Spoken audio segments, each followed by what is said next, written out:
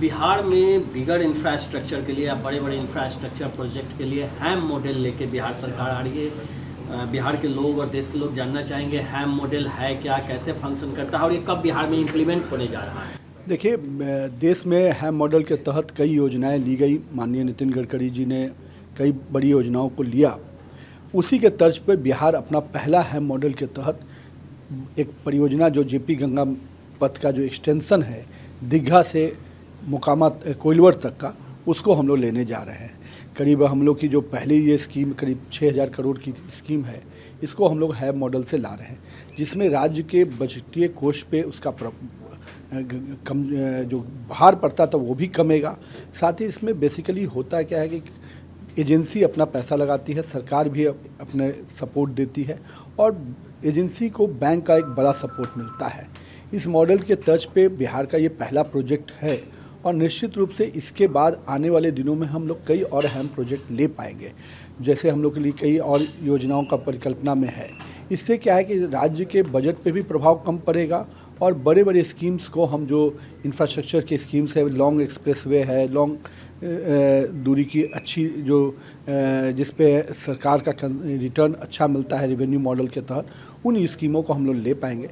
तो जो पहले मैंने विधानसभा के सत्र में घोषणा किया था, उसको अब सहमति लेकर डिपार्टमेंट अब आगे बढ़ रहा है और बिहार का पहला हैम मॉडल का प्रोजेक्ट हम लेने जा रहे हैं। लेकिन इस सब के बीच तेजस्वी यादव जो विपक्ष के नेता हैं, पूर्व उप मुख्यमंत्री हैं, उनका कहना है कि CM Nitish Kumar unconscious state में है, उनकी मानसिक स्थिति ठीक नहीं है, बिहार में बदलाव की ज़रूरत है, नए सोच नए विचार के साथ वो बिहार में आ रहे हैं, नई नीति के साथ आ रहे हैं और इसलिए बिहार में इस बार बड़ा बदलाव होने जा रहा है। तेजस्वी यादव को एज ए उप मुख्यमंत्री और एज ए मंत्री लोगों ने देखा है, क्या बदलाव लाया उन्होंने और कितने बड़े परिवर्तन उन्होंने किए।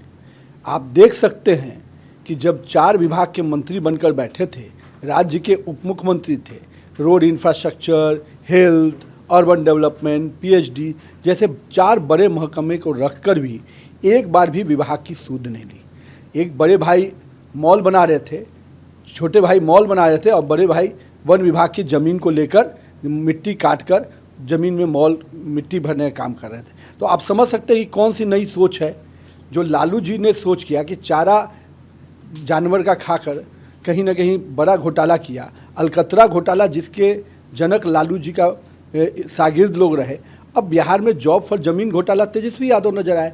तो इस मॉडल से अब बिहार उब चुका है। बिहार भ्रष्टाचार के जो ये मॉडल रहे हैं तेजस्वी यादव के, अब कौन सी नई सोच आप में अगर सोच होता, 4 विभाग के मंत्री थे, क्या आप अपने विभाग अपने विधायकों को नहीं बांट पाए? उनको उनके पर भरोसा नहीं था? तो परिवार के अंदर ही पार्टी के लोग को काम देना, इसके अलावा परिवार से बाहर पार्टी का विस्तार नहीं होने देना, यही आपकी सोच है। उस सोच से बिहार को अब लेना नहीं है। बिहार इससे आगे निकल चुका है। बिहार नीतीश कुमार के विकास के मॉडल के साथ निश्चित रूप से 2025 में भी सफलता पाएगा। पटना में जैसे जैसे चुनाव की तारीख नज़दीक आ रही है, बिहार में पोस्टर बैनर के जरिए सियासत गर्म है।